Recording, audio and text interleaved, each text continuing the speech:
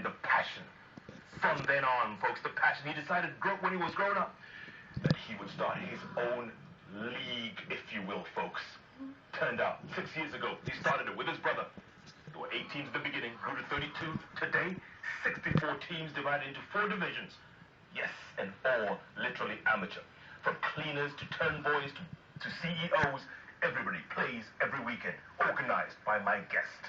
Guess what? He does it with his own funding. He gets no corporate sponsorship, no nothing. It's all him and his team bringing these teams together every week, every year for 6 years. He wants to take it to the next level because he says football in this country can be taught. We can't produce the Didier Drogbas, the Roonies, you name it, the Messis. We can't produce them right here. He sees them every weekend. Folks, this is one worth watching. And if there's any corporate out there listening and watching this show, listen to this young 30-year-old Morangan. Folks, sit back. Amen. Basim. Jeff, how are you, man? Good to see you. Thank you very much. Born and bred in Moranga. Yes. What was it like? I mean, so let's say on weekends you would go out and play football with the kids, local kids. Everyone probably was barefoot then. What would they say? I mean, would they say, Mohendi or what? Definitely. Mohendi. Patiampira. Pasapa. Yeah. Even the coach would not go ahead and spare you. He'll give you the press-ups and he'll make sure you go ahead and do them and you take it up from there. Were you any good? I mean, were you playing against other teams or would you be on the bench? Not the other bench, not this one. Well, definitely, yes. Initially, our holidays were very, very long. 2 months, 3 months. Yeah. You go in, you're actually unfit, you're going ahead and playing with them and not getting chosen and everything. But something or the other, you had a little bit of either cutting edge or maybe the coach favored you because you're trying to give it your all. Get a bit of game time once in a while. And then when your holiday is about to end, you actually go and get 30, 40 minutes to go ahead and play. Yeah. But in the stadium, you're the only different color. Yes. And no intimidation because your players were out there to encourage you and everybody was there to watch you. Was that good fun? It was good fun. And then you were telling me earlier on, you would even travel to tournaments. Yeah. In the back of a lorry. Yes. For hours. For hours. We actually went up to the provincial league, which is basically you go ahead and play either Central Province, you go ahead and play Nairobi Province, you go ahead and travel. The funding was very scarce, and they would either go ahead and put benches in the back of a lorry, or you sit on a 7-a-side. In Moranga, we have got the 7-a-sides. You sit on a 7-a-side, travel down 3 hours, because the lorry is a very old one, it's smoking, and by the time you go ahead and get to Thika, for example, to play your game, it's been 3 hours. You're tired. Yeah. And then you play a 90-minute game. You're poofed out, But it was thrill, and I think that growth and that passion to go ahead and have just the game played and people to see you that, Wendy Akona talent. It was immense. Yeah. It was fantastic. So fast forward, and 6 years ago, you're just chatting with your brother, and you both decide, or he decides, says, let's start a league. Yeah. Let's start a league. I was actually taken aback because football being a passion for Moranga, moved to Nairobi, was schooling in Nairobi, even university was in Nairobi as well. We had a team and we used to train every Saturdays and go out and play a match again every Sunday. Just the way we have got Sunday soccer going on all over Nairobi. And my brother said, look, we're playing every week in, week out. Let's go ahead and take it a little bit of a higher notch. Because he used to play number 9 as a striker up front, and I used to play defense as number 5. So I'm like, bro, you're joking, let's just leave. He goes, let's try. You won't believe it, Jeff. We made 10 phone calls to 10 of the teams we've actually been playing with. 8 confirmed. We agreed a small formula fee, a small prize money, and trophies. And boom, the next weekend, the Amateur Football League started. 8 teams.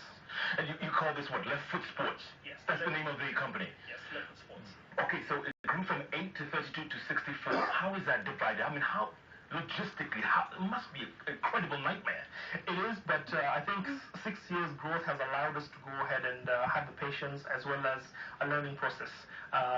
2 years ago, we did not have backup pitches to go ahead, so we didn't have an avenue in case it's heavy rainfall, way to move the matches. So we've been growing. I mean, it's a learning curve. But currently now we've got 4 divisions, 16 teams in every single division. You've got matches played every weekend. Every team goes ahead and plays. We've got 5 venues. We actually partnered up with City Council primary schools. So we look after the grounds and have the venues to be played because they have to be accessible. As you mentioned earlier, you've got cleaners to CEOs playing. In the same field? In the same field. and they need to go ahead and get there themselves. A CEO will drive in with his Merc, no problem at all, but the cleaner needs transport to get there. So the matatus just go ahead and pass. So we've strategically chosen our venues to make it accessible to everyone. And every weekend they show up? Every weekend they show up. The love for soccer is immense in this country. Tell me some of the talent you see in these fields. Talent is immense. We've actually got youngsters, because we also have a children's league, which we went ahead and started this year. And this is separate from this other 64? Yes, it's totally separate. It's an under 13 and under 15. Two groups only, pioneered this year. Started off this year. We wanted to grow to an under 17 upwards and under 11. The talent is beautiful. There's a young boy, I always go and quote him to anyone I speak to. His name is Ali, a standard 2 student. He's actually high.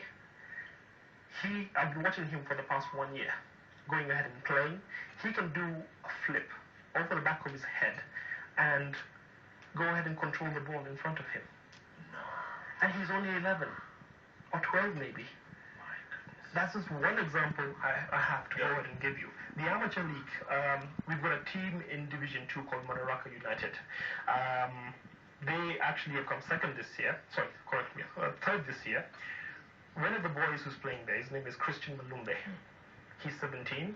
He's actually gone for trials for under 21 for Kenya.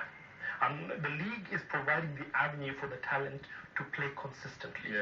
For either the coaches or whoever's watching them to go out and see that talent, but at the same time give them the competitiveness to keep on playing. So basically this country has no excuse not to have players like DJ Drogba or Rooney or Messi. We have no excuse. They are there. They are there, 100%.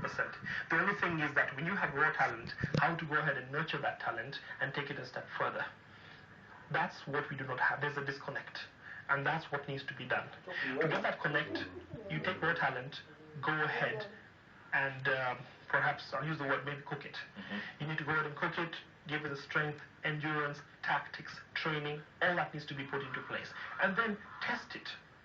It's like a new dish. When we go ahead and cook a new dish at home, your wife, your mom, or somebody is going to go ahead and taste it. Taste that talent, have a look at it, and then allow it to go ahead and roll. The amateur league provides that.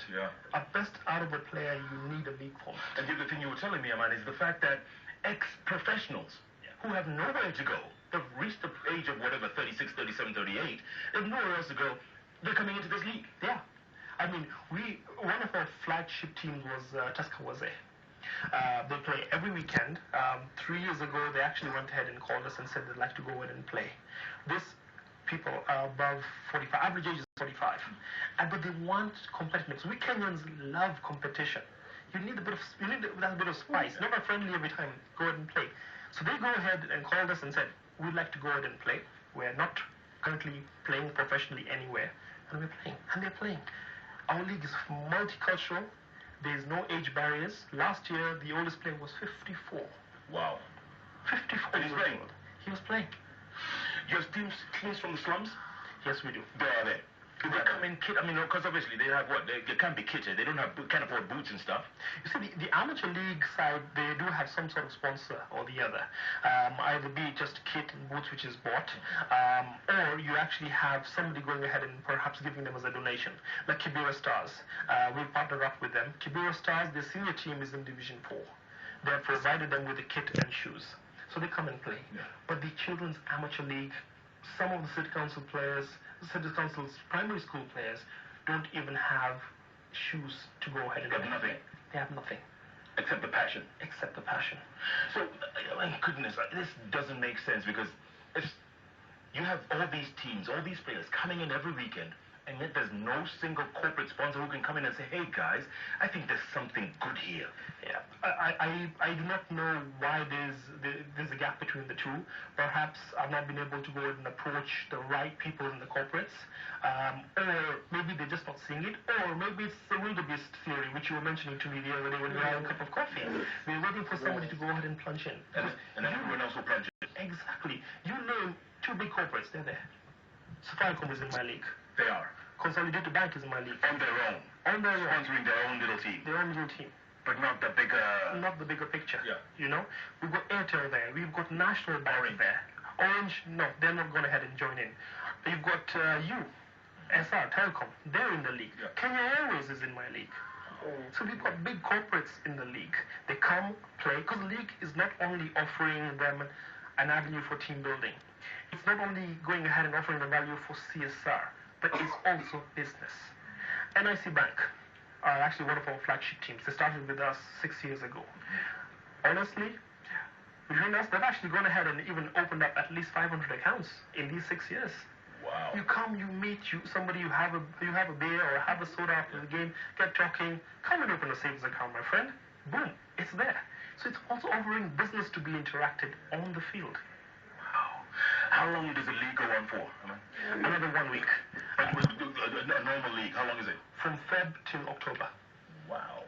Almost just like the Premier League, because the Premier League has got 16 teams. Our Division 1, 2, 3, and 4 have 16 teams also. And you play home and away.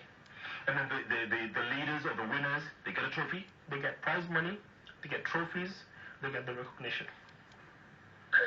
And all this provided by you guys? All this provided by us for 6 years. I mean, how do you do it? I mean, it makes no business sense, right? Honestly, no, but hopefully it will go ahead and turn into a business venture, because when you are actually going ahead and turning your passion into business, you're an entrepreneur. You can offer more back to the general well-being. I actually use the words offering back to the average Kenyan football fan. I want to grow the league to Mombasa. I want to grow the league to Kisumu. I want to grow the league to Eldoret. So passion is what has been driving me to go ahead and push this forward. My brother's idea, but we're working together. Does it get frustrating sometimes, though? It must sometimes, where, you turn up for a game and this team couldn't show up because they didn't have the cash, or that team, or, logistically, it must be frustrating sometimes. It is. The Division 1 and 2 are fully settled. So they go ahead and show for the game. They're taking their soccer very seriously. 3 and 4, the passion is there. They're testing the waters. They go ahead and come. 1 or 2 miss a few games. But to keep the consistency going, we've actually been very, very lucky. The biggest challenge is actually with the Children's League, when they cannot go ahead and provide transport. At times, I've actually gone ahead and M-Pesa'd money to a team, because they said, Bonaman, we cannot make it today for our game, and we're currently, in a team from deep sea slums. How can you help us out? I'll M-Pesa them 1,000 shillings, and they can go ahead and come with them. And they show up. They go ahead and show up. And because, they show up because of that passion. It's passion. There's nothing else to it. We're not going to give children prize money or anything of the sort, but the children at least want to play. They just want to play. There's so much energy. We share the same venue. I'll use Kilimani Primary School as an example. Kilimani Primary School, Saturdays, we go ahead and play the Children's League, every alternative Saturday. But the same Saturday and Sunday, you've got either Division 4 or 3 playing. And while I'm watching one of the games or supervising, a young boy comes up to me and says, Boss, tunacheza leo? And I'm like, no, tunacheza next week. And then he leaves.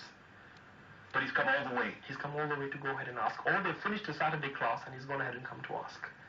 That is the passion we have in this country. I want to talk more about that after the break. Also, since we've just had our Kenya football Kenya, whatever they call it these days, the elections, where are we going with this sport in this country? It's been such a letdown for decades. Can we turn it around? And also, I have a 4-year-old. Can he start at 4? Is there any hope for him? Or does he have to wait till 8? Because after you're 12, forget about it, right? Forget about it. Well, after a child has got chance till up to the age of 18. Okay, we'll talk about that. Also, are there any other Muhindis out there playing football? Plenty. You're kidding me. Plenty. Good grief, folks. Only on the bench could you find and hear and see and watch talk like this. Aman Basim, folks, passion. He speaks with passion because he loves the game and he loves this country just as much as the next person. He says we can raise this game to the level of other countries. It's easy. The talent, the raw talent is out there. Is anybody in the corporate world listening? Including you, Bob Collymore? Don't even think of going away. The bench is back in a moment. Yeah,